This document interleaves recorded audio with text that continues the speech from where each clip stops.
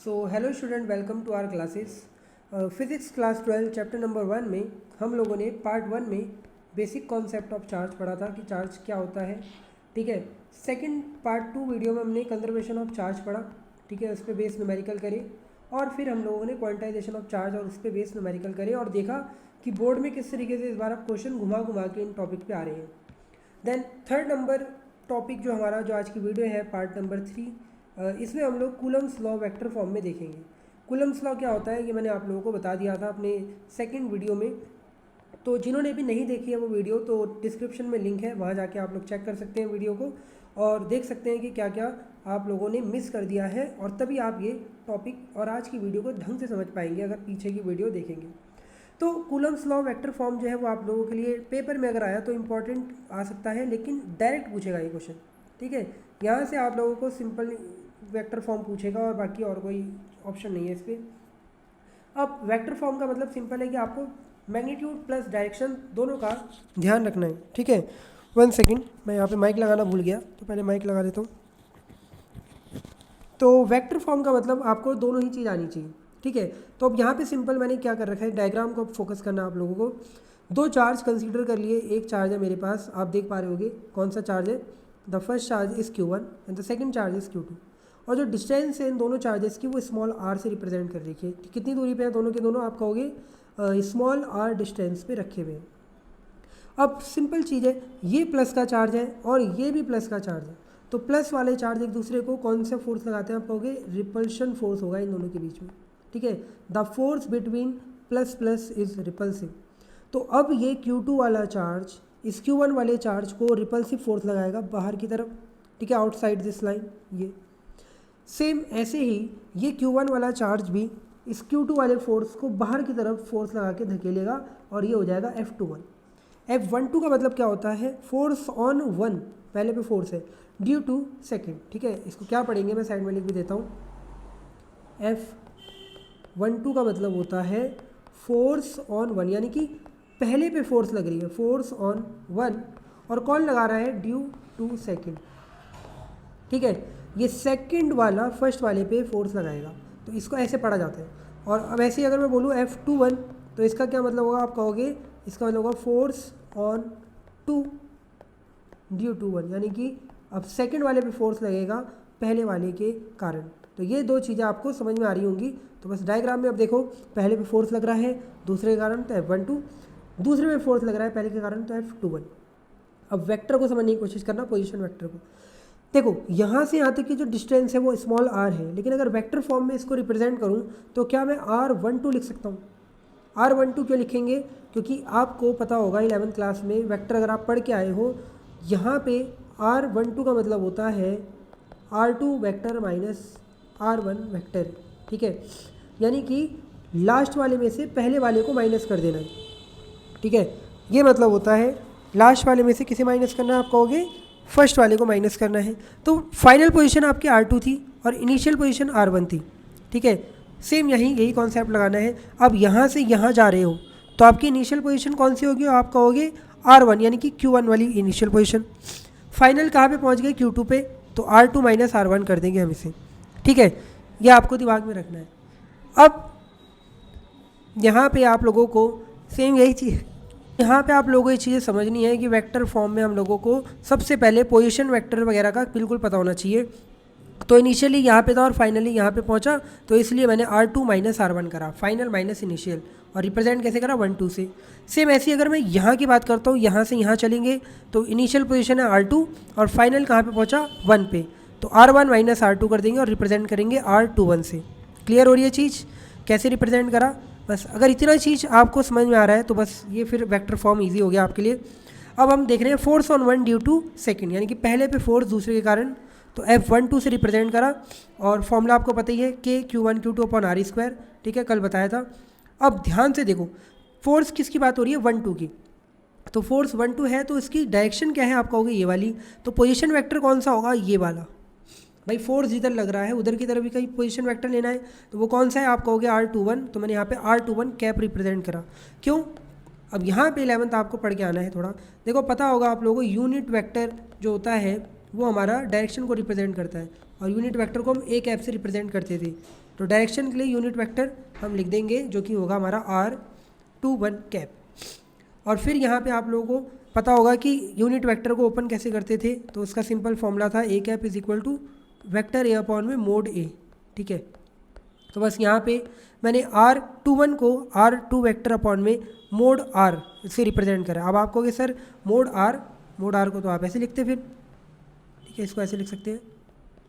आपने ऐसे नहीं लिखा, तो ध्यान से देखो ये R के ही बराबर है।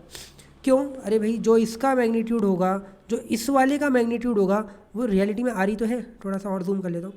देखो ये जो चीज़ है ये रियलिटी में R के ही तो बराबर होगा, इसकी जो वैल्यू होगी वो R के ही तो इक्वल है, तो मैग्नीट्यूड में ये सब R ही है।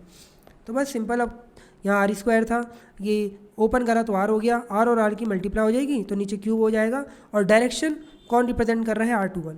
तो R21 हमें बता रहे हैं कि आप यहाँ से यहाँ चल रहे हो। आई बात समझ में? ठीक है, तो ये हो गया 1 2। और ऐसी अगर मैं बात करता हूँ फोर्स ऑन 2 ड्यू टू 1, तो वो सेम ऐसी हो जाएगा, लेकिन इस बार डायरेक्शन क्या हो जाएगी? आप कहोगे ये वाली 1 2। तो ये वेक्टर फॉर्म में आप लोगों को समझ में आना चाहिए।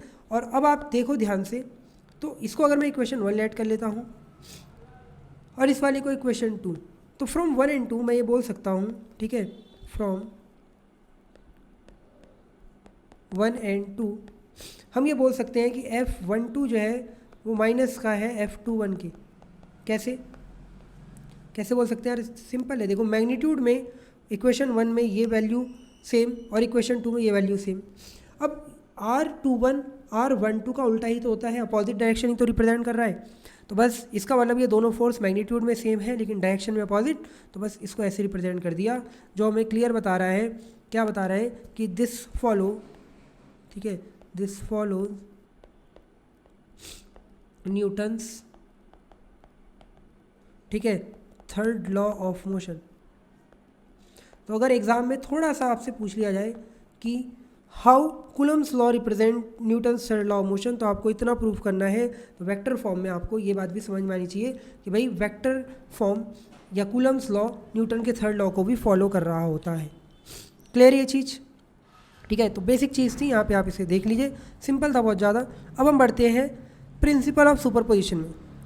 प्रिंसिपल ऑफ सुपरपोजिशन का सिंपल सा एक मतलब है, आपको मैंने बताया, इमेजिन करो कि हमारे पास दो चार्ज हैं, Q1 चार्ज और एक Q2 चार्ज, और कोई क्वेश्चन आपसे कर रहा है कि इस Q2 चार्ज पे कितना फोर्स लगेगा, तो आप कहोगे Q1 वाला इस पर फोर्स लगाएगा इधर की तरफ, ठीक है, F1 से रिप्रेजेंट कर दिया मान लो मैंने, या F12 बोल दिया, ठीक है, फोर्स ऑन F21 बोल देते हैं, फोर्स ऑन 2 ड्यू टू 1। लेकिन अब इमेजिन करो कि हमारे पास चार्ज जो है वो एक से ज़्यादा हो गए, ठीक है, एक से ज़्यादा चार्ज है, Q1 भी है, Q2 भी है और Q3 भी है। तो अब आपसे ये क्वेश्चन करा गया कि Q2 पे कितना फोर्स होगा, तो अब क्या होगा, ये Q1 वाला भी इस पर फोर्स लगाएगा कुछ ना कुछ, और ये Q2 वाला भी इस पर फोर्स लगाएगा।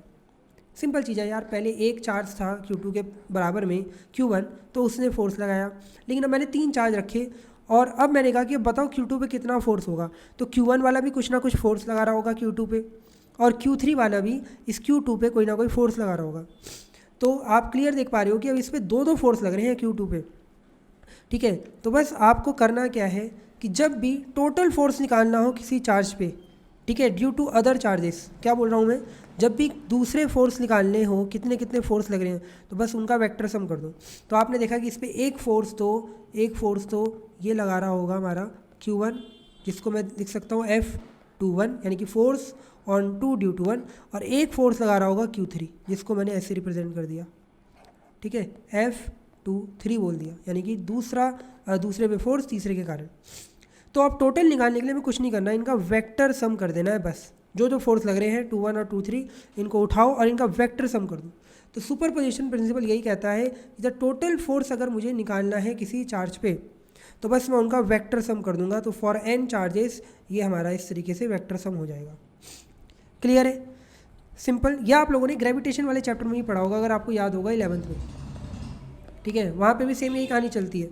तो ये इतनी बेसिक चीज़ थी, तो आपको समझ में आनी चाहिए। अब इस पे बेस हम लोग न्यूमेरिकल करते हैं, 2-3 बेसिक से न्यूमेरिकल पॉलीगन टाइप क्वेश्चन जो बोर्ड के लिए इंपॉर्टेंट रहते हैं, और बोर्ड अक्सर लैंग्वेज में चेंज करके इस तरीके के क्वेश्चन देगा। पहला क्वेश्चन ये है कि आपको एक ट्राइंगल दिया हुआ है और पूछ रहा है find the force on the charge at point C. ठीक है। इस तरीके से यहाँ पे आपको एक ट्रायंगल बना के दिया है और इस सी पॉइंट पे जो चार्ज रखा है इस पे आपसे टोटल फोर्स पूछ रहा है कि कितना होगा, ये बताओ। क्लियर है चीज़? तो अब कैसे करना है आपको पता है कि सिंपल है। देखो, जिस भी चार्ज पे आपसे फोर्स पूछे बस आप ये देख लो कि उसके आसपास कितने चार्जेस रखे हुए हैं। इस टाइप के क्वेश्चन में यही देखना है आपको। क्यों? क्योंकि ये सारे चार्ज उस पर फोर्स लगाएंगे। अब भाई इसी का वेक्टर सम करना है हमें, तो बस अब आपको यही करना है। अब डायग्राम को ध्यान से देखो, आपने देखा कि ये प्लस वाला चार्ज इस प्लस वाले चार्ज को क्या करेगा, रिपल्शन फोर्स लगा के दूर भेजेगा इस तरीके से, बिकॉज इस पर भी प्लस है इस पर भी प्लस है, रिपल्शन फोर्स होगा। तो यहाँ पे इस प्लस चार्ज ने इस प्लस चार्ज को रिपल्शन फोर्स लगा के इस तरीके से दूर भेज दिया, तो ये एफ हो गया। सेम ऐसे ये वाला प्लस चार्ज भी इस वाले प्लस चार्ज को रिपल्सिव फोर्स लगाएगा, एफ बी बोल दिया इसे, बी पॉइंट के चार्ज को। तो आपने देखा इस सी वाले पॉइंट पे एक फोर्स इधर लग रहा है, एक फोर्स इधर लग रहा है, दो फोर्स लग रहे हैं, एक हो गया एफ ए और एक हो गया एफ बी, जो भी यहाँ पे रिप्रेजेंट मैंने कर रखा है। क्लियर है ये चीज़? ठीक है। तो बस अब आपको समझ में आ गया कि इन दोनों फोर्स का वेक्टर सम करना है, और दो फोर्स का वेक्टर सम करने के लिए हमें एक फॉर्मूला आना चाहिए जो कि होता है वेक्टर के सम का फॉर्मूला। 11th में अगर आप लोगों ने नहीं पढ़ रखा तो इसका आपने बहुत कुछ मिस करा है।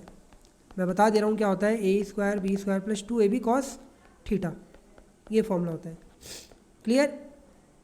तो सेम यहाँ पे आपको दो वेक्टर को अगर ऐड करना है तो इस फॉर्मूले का यूज़ करना होगा, और यहाँ पे भी आपके पास यही दो क्या है, फोर्स है। सबसे पहले तो इन फोर्स की वैल्यू निकालो। तो एफ ए अगर मैं निकालूंगा तो ये होगा हमारे पास क्या, force between this charge and this charge.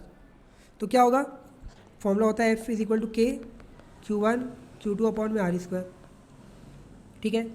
तो Q1 भी Q है, Q2 भी Q है, और डिस्टेंस कितनी है दोनों के बीच, ए, तो ए स्क्वायर कर दिया। क्लियर? सॉरी। सेम ऐसी अब एफ बी फोर्स निकालना है ये वाला, तो ये है force between this and this, तो ये भी Q हो गया, ये भी Q, और डिस्टेंस इसकी भी ए दे रखी है।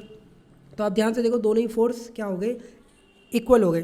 तो एफ ए और एफ बी दोनों की वैल्यू ये आई, और मैंने दोनों को एफ लेट कर लिया, दोनों अपने सिंपल एक थे तो इसलिए एफ लेट कर लिया। अब इसके बाद मुझे पता है कि टोटल फोर्स कैसे निकालते हैं, तो सिंपल वही फॉर्मूला आप लोगों ने ये पढ़ रखा है ये वाला, तो इसका यूज़ करेंगे। ए स्क्वायर की जगह F A square, B square की जगह ये 2f F B cos theta. अब थीटा जो है वो एंगल है बिटवीन दीज टू फोर्सेस। तो यहाँ पे देखो हमें पता है ये इक्विलेटरल ट्रायंगल है क्योंकि साइड सबकी इक्वल दे रखी है ए। तो इक्विलेटरल ट्रायंगल का हर एक ट्रायंगल 60 का होता है, तो ये 60 है तो ये भी 60 होगा। इसका मतलब दोनों के बीच फोर्स कितना आ गया, 60 डिग्री। तो बस यहाँ पे हम cos 60 लगा के, ठीक है, एफ ए एफ बी की वैल्यू जिसको एफ लेट कर लिया था रख के सॉल्व करेंगे, तो ये 2 से 2 कट जाएगा और आंसर आएगा ये। ठीक है, एफ़ की वैल्यू रखने पे। तो बेसिक सा क्वेश्चन था। ठीक है, एक क्वेश्चन मैंने अभी आपको कराया है, और अगली वीडियो में मैं आपको ये दूसरा क्वेश्चन कराऊंगा, और उसके बाद आगे बढ़ेंगे हम लोग। कोई भी डाउट हो, ठीक है, अभी एक ही क्वेश्चन कराया है तो हो सकता है कि शायद एकदम परफेक्ट लेवल पे समझ भी नहीं आया हो, लेकिन 2-3 क्वेश्चन करते ही क्लियर हो जाएगा, मैं आपको गारंटी दे रहा हूँ। बस चैनल को सपोर्ट करना है और अपने दोस्तों के साथ शेयर करो ताकि सबको ये चीज़ें पता चलती रहे। और thank you for watching this.